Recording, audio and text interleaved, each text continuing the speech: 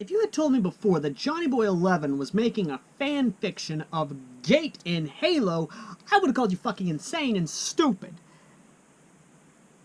But at the same time, a small part of my brain wanted that. Because honestly, Johnnieboy11 has gotten a lot under his belt already.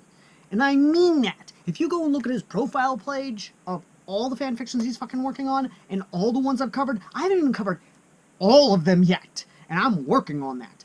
But ladies and gentlemen, today we are taking a look at a fan fiction that I honestly was surprised I was going to like.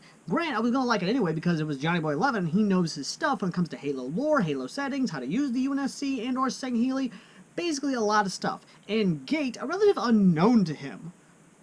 But, ladies and gentlemen, when I read the title, which is No Gods, No Master, or at least something along that lines, basically an Andrew Ryan quote. That alone made me just... Well, threaten me with a good time. Huh? At first you had my curiosity, but now you have my erection. Yeah. That's right, Perfect Cell. That. And let me tell you now, this story alone deserves your fucking attention.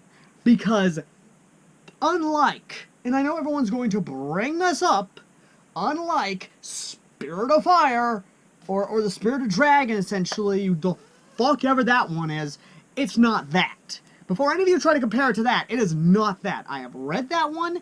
Yes, a review is coming on that, I promise you, but it is not that. This is its own wholly different style of Halo and Gate that has not been done before.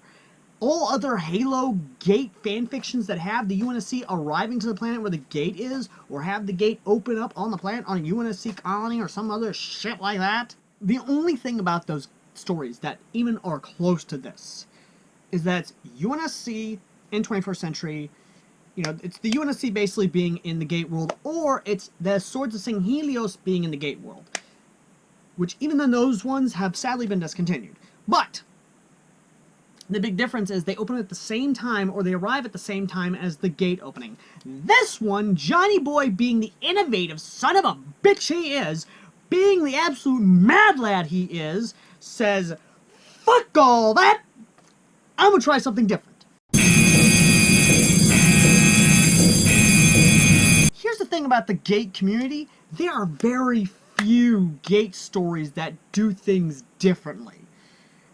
And those who try fail because they automatically fall back on the same damn tropes that we see in every other cookie cutter copy goddamn rich man fucking Gate story in the community. Johnnieboy11, and yes, I see you, Gamer Pro, people have been trying to push Johnnieboy to try and do the same shit that all the other Gate stories have been doing. Johnnieboy11 is a fucking Romanian who doesn't give a shit. Hell, Romanians just don't give a fuck. They are the fucking country of goddamn vampires and werewolves and ghosts and crazy-ass supernatural shit. They don't give a fuck. But, what is the setting of this story? Well, ladies and gentlemen, the setting of the story is actually taken 3 years before the Gate opens, during the Imperial Bunny Warrior War, Or it would be if the UNSC did not show up and did not put the fucking Empire in its goddamn place. Jesus fuck, I already fucking love the story and I haven't even gotten to it yet. So, how does the story open? The story opens actually after the war, after the events of Halo 5. No! No! Does not compute! Does not compute! It does not compute! Okay, before anyone goes and loses their shit over Halo 5,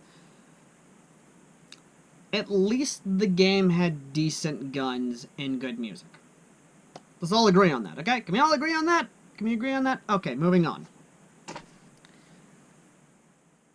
Halsey, Dr. Halsey, mind you, is now the head of ONI. Excuse me, what? You're probably wondering how she became head of ONI. Well, here's the thing.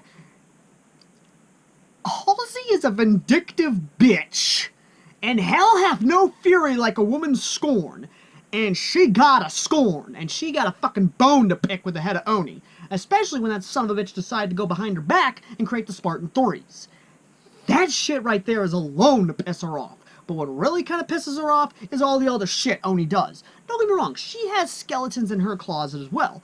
But at least she admits to it and knows that she did what she had to do because, well, in the timeline of Halo, the Spartans kind of were needed. Especially after the Covenant decided to show up. And while, yes, I know all of you want me to play the clip, I'm not going to play the clip. I'm not going to play the clip about Halsey defending the Spartans as being the next stage in human evolution. I don't want to abuse that clip like I do every other fucking cutaway gag in my repertoire. Of course! Now, the cool thing is that now she's the head of ONI, she's basically leading a scientific expedition to a planet, which was discovered thanks to a Forerunner thingamajiggy space magic MacGuffin thing. If you want me to try and explain that, I'm not going to. I want you to read this thing yourself. So if you want to know how they came upon this planet, go read the fucking fiction yourself, and don't spoil it in the comments section for anyone else. I want these people to go support Johnnieboy11. Moving on! So, the big thing about this story is that they come on the planet, the scans basically show that there is no life. Now I hear you saying, but now wait a minute! Wouldn't they already be knowing the life forms on the planet if it's the gate world? No, motherfucker, because magic! No shit. That's right. Magic has always been, in science fiction or even otherwise, has been that sort of weird energy that kind of fucks with technology. We see this in not just basic fan fictions, which, again, is how it is, but we also see it in D&D, we see it in DC lore, we see it in Marvel lore. Hell, Superman is weak to magic. And as much as I know you Superman fanboys want to correct me in the comment section, motherfucker, it's fucking canon, it's fucking truth. Superman is a weak bitch boy to magic. Bullshit!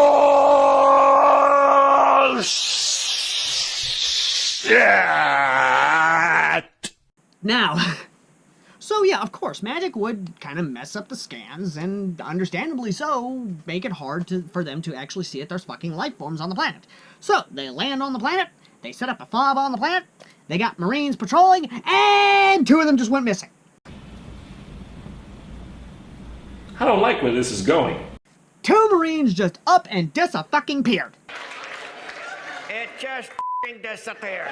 So, they go to find where the Marines go, and holy shit, they're fucking bunny girls! I couldn't make this shit up. I couldn't make this shit up if I tried. I'm sad that I lack the talent to make this shit up.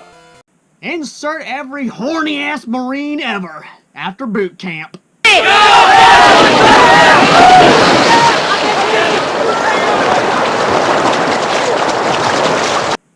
And if you think I'm joking on that, have you actually ever talked with a Marine during boot camp? Or have you ever actually talked with any service member during boot camp? Because I can fucking assure you, service members are blue-balled pretty hard unless they're fucking their fellow service member during boot camp. Or the drill instructor is fucking them during boot camp. Because I can attest to my cousins that got blue-balled pretty heavy, and after they got a fucking boot camp, they basically went and tried to have the first lay they could. I ain't joking on that. And anyone who didn't have a girlfriend or didn't have a wife going in, sound off in the comment section down below. I want to hear your experiences with horny-ass members of your squad. Or your trainee platoon. I legitimately want to hear you guys. So yeah, that, of course, jokes aside, and of course, freaking horny jail jokes and memes aside, they discover the bunny girls, and of course Halsey gets called up saying, hey, we got local life forms, and realize they're speaking a broken form of Latin.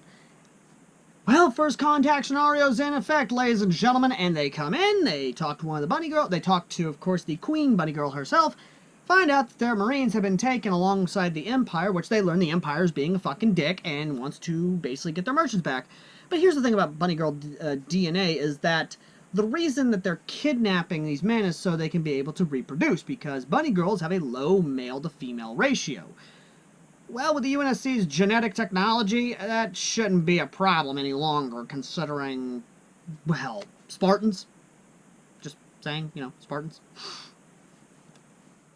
Moving on. So, yeah, that should be a nice fix, except after them requesting where they're at, they then go back to the fob until that night when when some rogue bunny girls try to take more men. Yeah, that doesn't work out very well, I'm not gonna lie.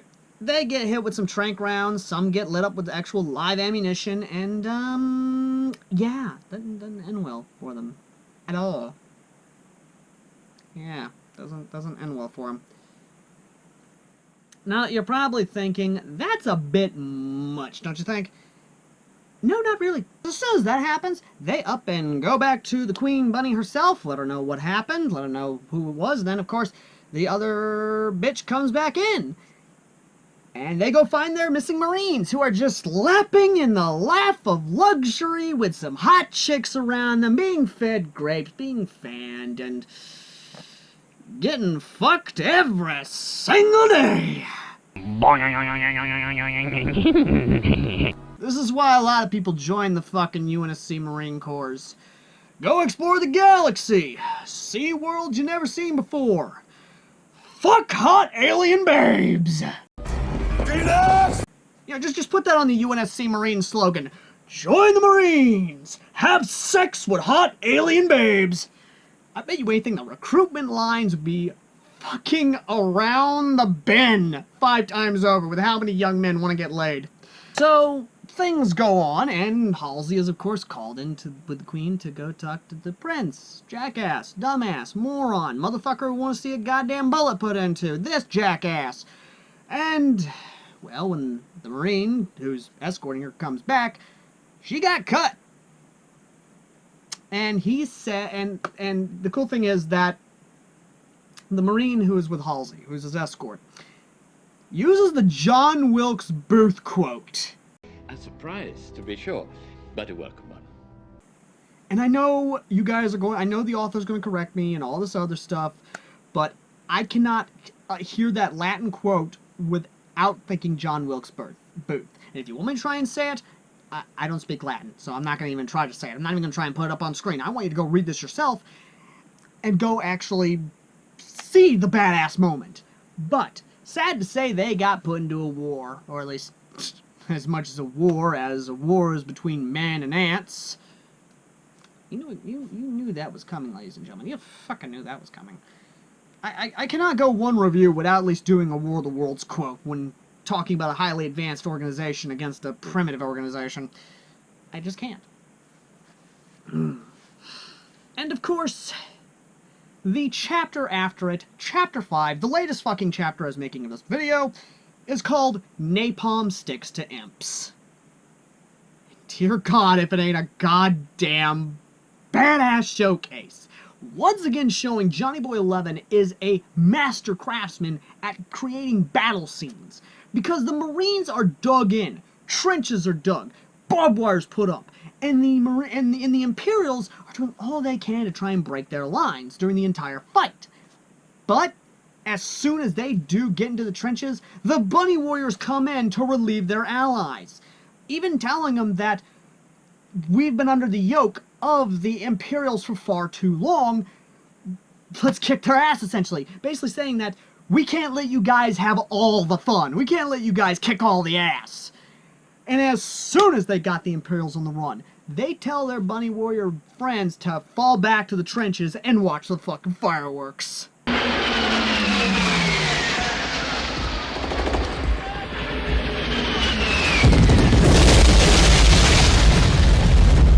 Oh yeah!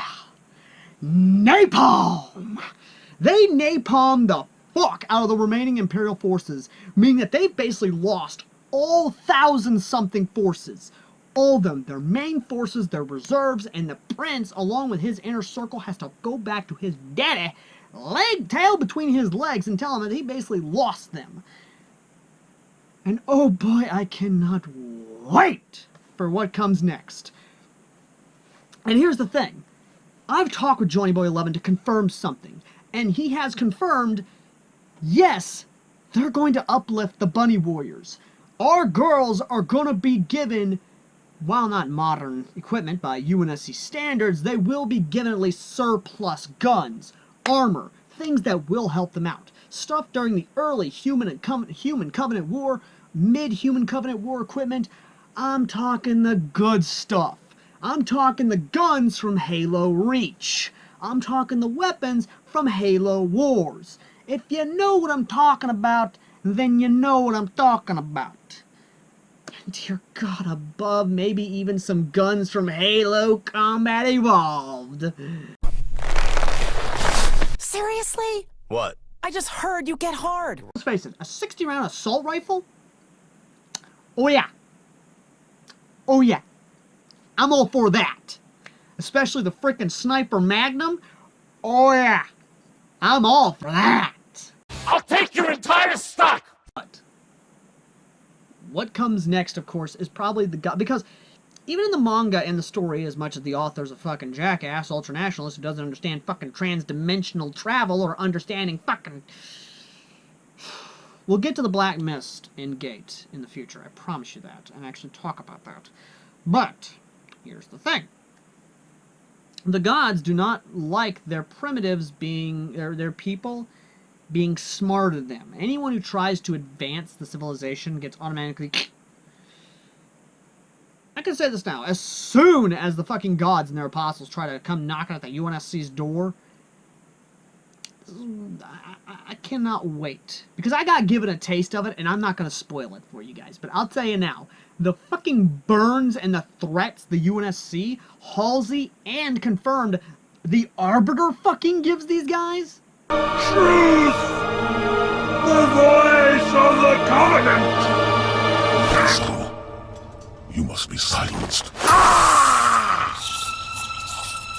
Is so good, I want someone to make a fucking comic of this thing. A fan fiction comic, or even a fucking audiobook of this goddamn thing, because Jesus Christ, it's that fucking good.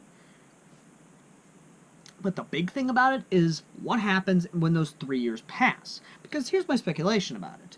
When the 3 years pass, and no, this isn't going to be your basic, stupid, ultranationalist gate thing, Johnnieboy11 has once again confirmed that the UN will have people in there, because Ginza does in fact have a shit ton of people there. They do have a shit ton of fucking embassies there.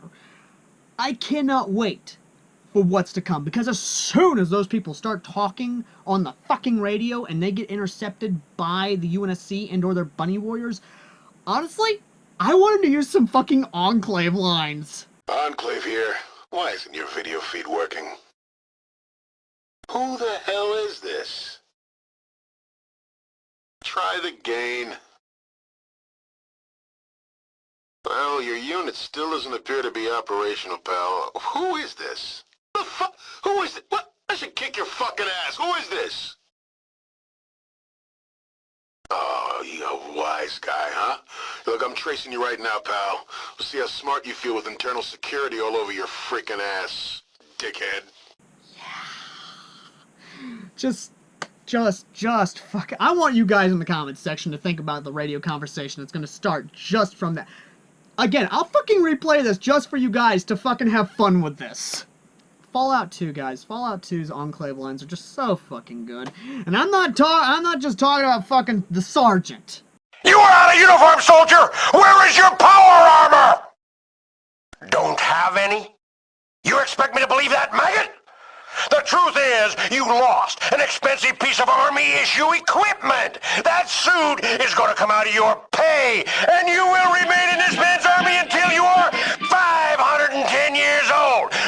the number of years it will take for you to pay for a Mark II powered combat armor you have lost. I'm already looking forward to what comes after this. I really am. Hell, I don't care if Johnnieboy11 has to fucking build up to it. I don't care if he has to give us the fucking 3-year gap, or even a 1-year chapter. Like 3 chapters where a year has passed in each one.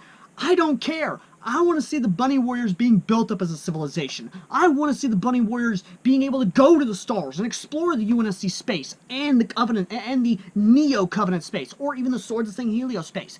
I want the UNSC reaction to this. I want world building in this. I don't want no bullshit fucking rush our ass to the action bullshit that other Gate fanfictions have done. I want world building, and Johnnieboy11, if he is anything, he is good at fucking world building and building up to good stuff. So Johnnieboy11, once again, as always, you have knocked this thing out of the park, and I cannot wait for the next chapters. Hell, I cannot wait for when you give us a 1-year review chapter for each of the 3 years that pass. I really can't. So, again, I'm looking forward to this. Hell, I cannot wait for your music, because if the one Sabaton song you leaked to me, no, I'm not going to fucking leak it here, ladies and gentlemen. I want you to wait for it, because I'm not going to spoil shit. If the one Sabaton song that you gave me is any indication, I cannot wait for the music you release on this. Hell, even the female version of Come Out Ye Black and Tans is anything to go by. Come on, children, dance, come on, don't fight me like a man. Show your wife how you win medals down in flame. We're in for a treat. But, as always, ladies and gentlemen, I am so looking forward to how this comes out. And to all you people out there who want him to go the stereotypical cookie-cutter fucking Gate storyline bullshit, go fuck yourselves, okay? And Johnnieboy11, fucking awesome, man. As always, ladies and gentlemen, links down below. Freaking Discord down below. And, as always, I've been Airsoft Owl. And next time, I'm not going to review another Johnnieboy11 story. In fact, I've been doing a lot of these stories already. I'm going to do something else. I said before in the last review that I was going to review an Overlord X Harry Potter fanfiction. And I am, from someone who is actually doing a ton of her, or they, or whatever, own universe of Overlord fanfictions. With a female Overlord, who was a woman of culture. And until then, ladies and gentlemen, I've been Airsoft Owl. And I'll see you in the next one. Till next time, ladies and gentlemen.